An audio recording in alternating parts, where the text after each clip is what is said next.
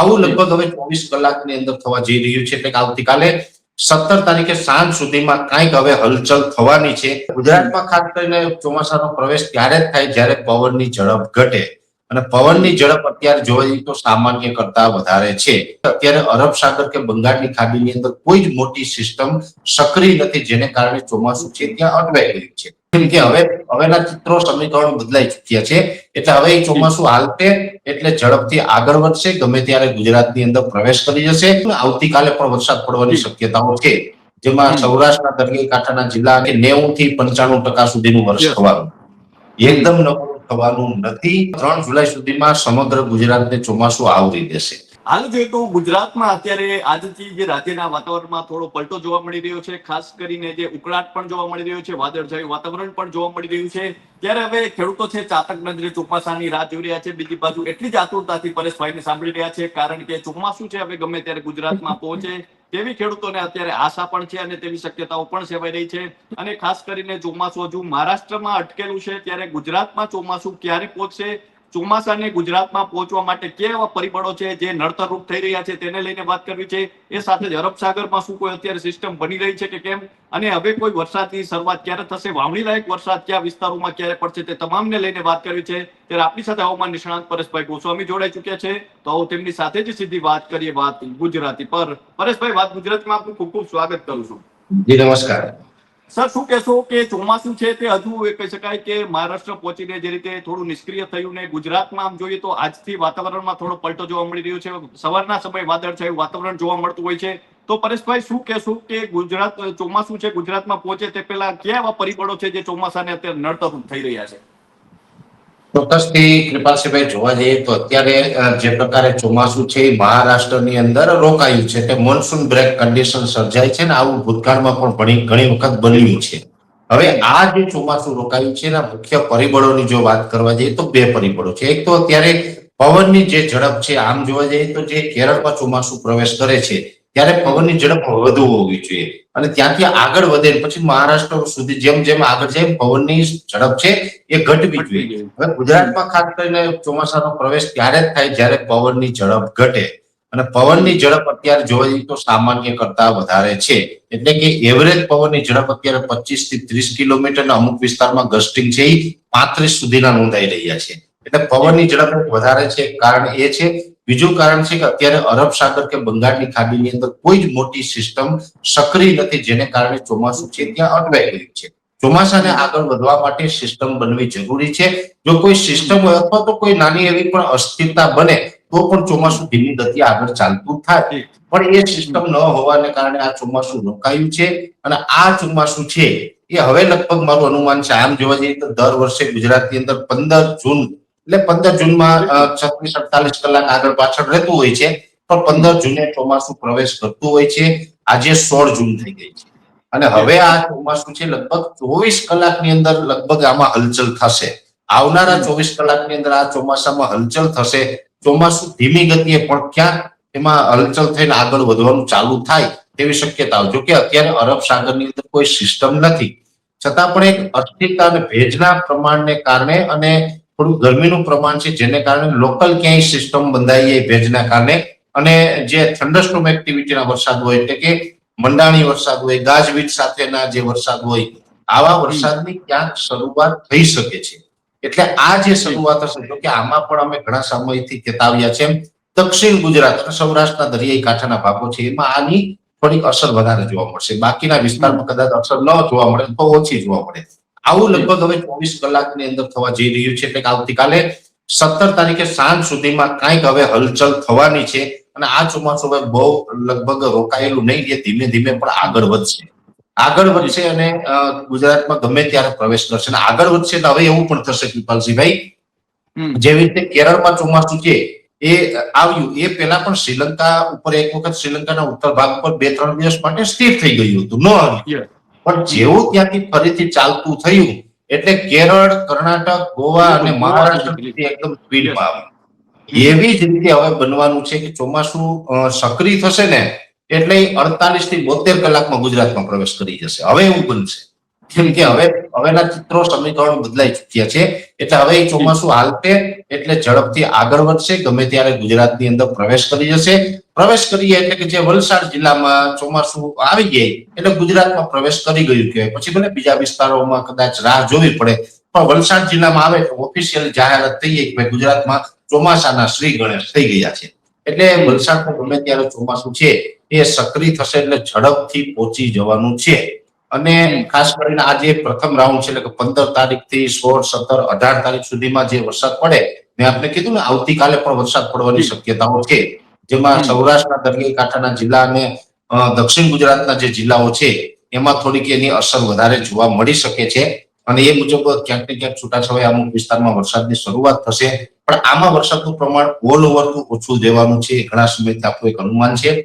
22 થી 25 જૂનમાં બીજો રાઉન્ડ આવશે, એ થોડોક સારો રાઉન્ડ હશે એવું એક અત્યારે અનુમાન છે. ત્રીજો રાઉન્ડ છે 28 જૂનથી 3 જુલાઈમાં આવશે. 3 તબક્કે વાવણી છે. આમાં કઈ એક સાથે કઈ એક દિવસમાં ઓલો ગુજરાત કવર કરી લે એ પોસિબલ નથી. એટલે આ પ્રકારનું રહેવાનું છે. હવે આ વચ્ચે અત્યારે છેલ્લા થોડા દિવસથી અલ્નીનોને લઈને પણ ક્યાંક તરખાટ મચ્યો છે. રાઈટ. હવે અલ્નીનોને લઈને જે તરખાટ મચ્યો છે કૃપાલસિંહભાઈ, તો આમ જોવા જઈએ તો અત્યારે એવું નથી કે અલ્નીનોને કારણે અત્યારે ચોમાસું નિષ્ક્રિય થયું, આવું નથી. એટલે આમાં પણ ક્યાંક લોકોની ગેરસમજ છે, અથવા તો જે લોકો પ્રેઝન્ટ કરી રહ્યા છે, જે લોકો સમાચાર આપી રહ્યા છે એની ક્યાંક ગેરસમજ છે. હું તમને એમ કહું કે અલ્નીનો છે એ તો સક્રિય થવાનો છે, ઘણા સમયથી અમે પણ કહીએ છીએ. પણ અત્યારની કન્ડિશન પ્રમાણે હજુ તો અલ્નીનો કે એવો પ્રબળ બન્યો નથી, કે એવો સ્ટ્રોંગ બન્યો નથી જેથી કરીને ચોમાસા પર અસર પડે. એટલે અત્યારે કઈ અલ્નીનોની અસર નથી. આ વાત બધાએ યાદ રાખવાની છે. હા, આવનારા સમયમાં અલ્નીનો સક્રિય થશે. ભારતના ઉત્તર ભારતના ભાગો હોય, પૂર્વ ભારતના ભાગો હોય, ઘણા વિસ્તારોમાં એની અસર પણ થવાની છે. પણ અત્યારે અલ્નીનોની કોઈ અસર નથી, એટલે અલ્નીનોને કારણે અત્યારે કોઈ ડરવાનું નથી. અને આમ પણ ગુજરાતમાં ઓલ ઓવર ચોમાસા દરમિયાન અલ્નીનોથી બહુ ડરવા જેવું આ વર્ષે છે પણ નહીં. અને અલ્નીનો છે આમ તો દર 5-7 વર્ષે, 2-5 વર્ષે, 7 વર્ષે, 10 વર્ષે સક્રિય થતો જ હોય છે. દર વખતે સક્રિય થાય એના કરતા આ વર્ષે થોડો વધુ સ્ટ્રોંગ છે, બનવાની શક્યતા છે. એટલે કદાચ આ વખતે ભારતના ઘણા બધા વિસ્તારમાં થોડીક એની તીવ્ર અસર પણ જોવા મળશે. જ્યાં સુધી ગુજરાતની વાત છે તો ગુજરાતની અંદર પણ અમે ઘણા સમયથી કહેતા આવ્યા છીએ કૃપાલસિંહભાઈ કે 90 થી 95% સુધીનું વર્ષ થવાનું, એકદમ નબળું થવાનું નથી. 90 થી 95% સુધીનું વર્ષ થાય તેવી શક્યતાઓ છે. ભલે છેલ્લા 4-5 વર્ષથી આપણે 109%, 125%, 130% આવા વરસાદ પડતા હતા, પણ એટલા બધા નહીં પડે, એનાથી ઓછા પડશે. છતાં પણ 90% નીચે કદાચ નહીં જાય, આવું મારું વ્યક્તિગત અનુમાન છે. એટલે વર્ષ મધ્યમથી સારું લેવાનું છે. હવે ટકાવારીની દ્રષ્ટિએ દર વર્ષની સરખામણી ઓછું થવાનું છે તો અમે ઘણા સમયથી અનુમાન લગાવી રહ્યા છે. જે વરસાદની ઘટ હોય છે એ ઘટ આ જૂન અને જુલાઈમાં જ છે. એટલે અત્યારે આપણે બધાને ક્યાંક ડર લાગે કે હવે તો અલ્નીનોને કારણે વર્ષ એકદમ ફેલ થઈ જશે ને, એવી ડર લાગે. આવું ડરવાનું નથી. મેં આની પહેલા પણ ઘણી વખત વાત કરી છે કે ચોમાસું છે એ ખાસ કરીને જૂન જુલાઈમાં થોડુંક વીક રહે, પછી 15 ઓગસ્ટ પછીથી ચોમાસું જે જામશે અને એને કારણે જે આખું ચિત્ર બદલાશે, એ આખું વર્ષનું ચિત્ર બદલાઈ નાખશે અને એક પ્રકારે 90-92% સુધીના વરસાદ પડી જાય. આ પ્રકારનું વર્ષ રહેવાનું છે. એટલે શરૂઆતમાં થોડીક તકલીફ થાય તો એનાથી બહુ ચિંતા કરવાની જરૂર નથી. અંત ભલા તો સબ ભલા, એવી જ રીતે અંત બધાનો ભલો થવાનો છે અને વર્ષ 90-92% સુધીનું થઈ જશે. જી પરેશભાઈ, જે રીતે આપણે વાત કરી કે હજુ સુધી અરબ સાગરમાં કોઈ એવી મોટી સિસ્ટમ છે તે નથી અત્યારે સક્રિય નથી દેખાતી, તો ચોમાસાનો જો પ્રવેશ થાય છે તો ત્યારબાદ પણ શું કોઈ સિસ્ટમ બનશે કે કેમ, તેને લઈને પ્રશ્ન છે. સિસ્ટમ શું અરબ સાગરમાં વધારે બનશે? અને હજુ જો પવન પરેશભાઈ આમ ચાલુ જ રહે તો ચોમાસાને હજુ પણ લેટ થઈ શકે ગુજરાતમાં પહોંચતા? જો પવનની વાત છે ત્યાં સુધી પવન 20 તારીખ સુધી ઝડપ આ પ્રમાણેની રહેવાની છે. 20 તારીખથી પવનની ઝડપમાં ઘટાડો થઈને નોર્મલ નજીક પવનની ઝડપ આવી જશે. એટલે જે 22 થી 25 જૂન વાળો જે રાઉન્ડ છે એમાં પવન કદાચ ડિસ્ટર્બ નહીં કરે એવું મારું માનવું છે. બીજા નંબરની અંદર કોઈ વરસાદી સિસ્ટમ અરબ સાગરમાં અત્યારે નજીકના સમયમાં મજબૂત સિસ્ટમ બને, દાખલા તરીકે કોઈ વેલમાર્ક લો પ્રેશર કે ડિપ્રેશન કે ડીપ ડિપ્રેશન બને, આવી સંભાવનાઓ નથી.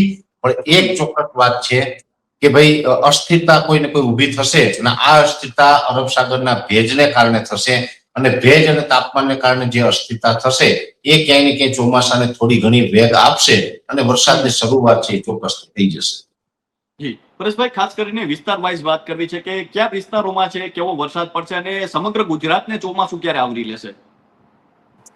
આમ જોવા જઈએ તો સમગ્ર ગુજરાતને ચોમાસું છે, મેં આપને જણાવ્યું છેલ્લો રાઉન્ડ જે જૂન મહિનાનો હશે 28 જૂનથી 3 જુલાઈ સુધીનો, એટલે ત્યાં સુધીમાં 3 જુલાઈ સુધીમાં સમગ્ર ગુજરાતને ચોમાસું આવરી દેશે. અને વિસ્તાર વાઇઝની વાત કરવા જઈએ તો જે પ્રથમ રાઉન્ડ જે આ છે જૂન મહિનાના, આ જૂન મહિનામાં એવરેજ જે વરસાદ પડશે એમાં દક્ષિણ ગુજરાતમાં થોડો વધારે પડવાની શક્યતાઓ છે અને બીજા નંબરે સૌરાષ્ટ્રના દરિયાઈ કાંઠાના જિલ્લાઓ હશે. આ પ્રકારે વિસ્તાર વાઇઝ વરસાદનું પરફોર્મન્સ રહેવાનું છે. એ પછી જુલાઈ માસ છે એમાં સમગ્ર ગુજરાતની અંદર મધ્યમથી સારા વરસાદ છે એ કન્ટિન્યુ જોવા મળશે. એટલે આ પ્રકારે વર્ષ છે આખું પસાર થવાનું છે. જી પરેશભાઈ, વચ્ચે કોઈ મોટી બ્રેક આવી શકે છે ચોમાસાનો પ્રવેશ થયા બાદ, ચોમાસાની શરૂઆત અને વાવણી બાદ કોઈ એવો બ્રેક અથવા ક્યારેક પાણ આપવું પડે ખેડૂતોને એવો બ્રેક આવી શકે છે ચોમાસામાં? તો અત્યારથી મોટા બ્રેકની બહુ સંભાવનાઓ નથી, પણ હા એકાદો ગેપ અમે વાર્ષિક કાર્યક્રમમાં માનીએ છીએ કે ઓગસ્ટ મહિનાના શરૂઆતના દિવસમાં કદાચ એકાદો ગેપ આવે, અથવા તો જૂનના એન્ડમાં અથવા તો ઓગસ્ટના શરૂઆતમાં.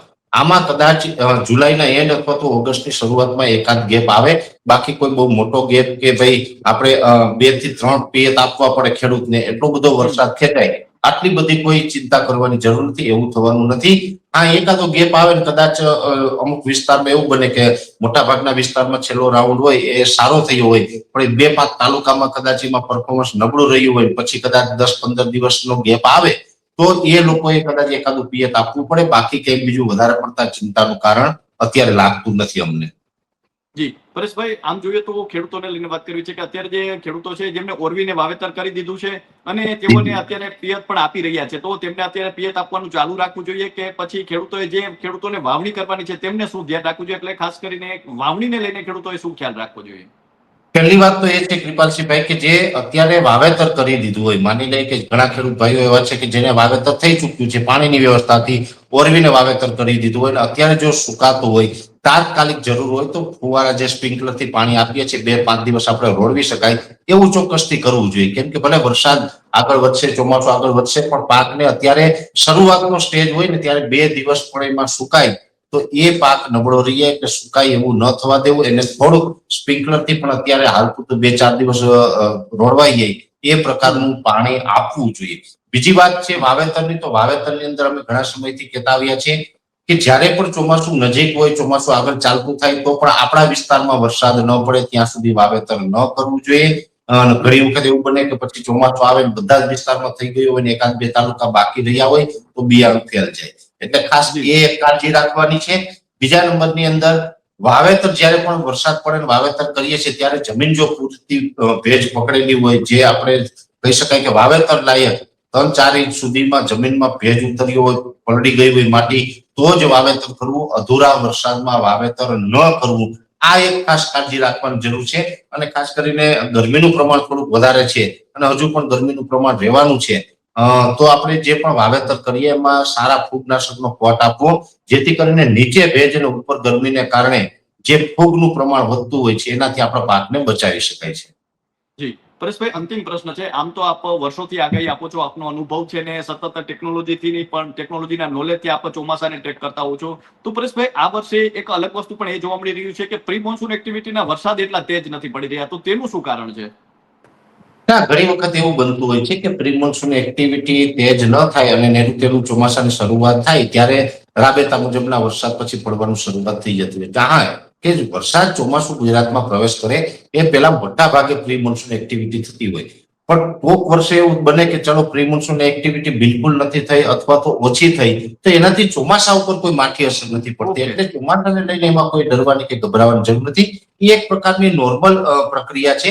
ઘણી વખત એવું બનતું હોય કે ભાઈ જ્યારે પણ પ્રી મોન્સૂન એક્ટિવિટીનો સમય હોય ત્યારે પવનની ઝડપ જો સામાન્ય કરતા વધી જાય તો પછી વાદળો છે વિખાઈ જતા હોય છે, અથવા તો વાદળો નથી બંધાતા અને પ્રી મોન્સૂન એક્ટિવિટી ન થાય અથવા તો ઓછી થાય. આ પ્રકારનું ભૂતકાળમાં પણ ઘણી વખત રહ્યું છે અને જે જ પરિસ્થિતિ આ વર્ષે પણ જોવા મળી રહી છે.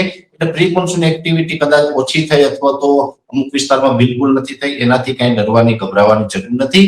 આપણે ઓલ ઓવર આખું જે ચોમાસું પૂર્ણ થશે ત્યાં સુધીમાં 90, 92 કે 95% સુધીના વરસાદ પડે એવી શક્યતાઓ હાલ અમને લાગી રહી છે. હા, મેં આપણે ફરીથી કહું કે જે દર વર્ષે પડે છે વરસાદ, એટલા વરસાદ તો પડવાના નથી. એના કરતા વરસાદની જે ઘટ છે આ વર્ષે રહેવાની છે, પણ એટલી ઘટ પણ નથી રહેવાની કે ખેડૂતોને ચિંતા કરવી પડે ને પાક સુકાઈ જાય, પાણીની વ્યવસ્થા ન થાય ને આટલું બધી ચિંતા થાય, એટલું બધું થવાનું નથી. એટલે માપે વર્ષ રહેવાનું છે.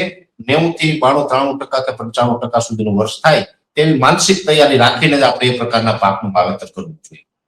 જી, તો સર અમારી સાથે જોડાવા બદલ અને આપનો કિંમતી સમય આપવા બદલ ખૂબ ખૂબ આભાર. તો આ હતા હવામાન નિષ્ણાંત પરેશભાઈ ગોસ્વામી. પરેશભાઈ જે રીતે ખાસ કરીને વાત કરી છે કે કયા એવા પરિબળો છે જેના કારણે ચોમાસું છે તે હાલ અટકેલું છે તેને લઈને વાત કરી છે, સાથે જ ચોમાસાનો ગુજરાતમાં પ્રવેશ અને એ સાથે જ વાવણીને લઈને કઈ બાબતોનું ધ્યાન રાખવું, અને ખાસ કરીને જોઈએ તો ચોમાસું છે તેમણે જે રીતે કહ્યું છે કે 90 થી લઈને 95% એટલે કહી શકાય દર વર્ષની સરખામણીએ થોડો ઓછો વરસાદ, પરંતુ વર્ષ છે તે સામાન્ય છે અને સારું છે.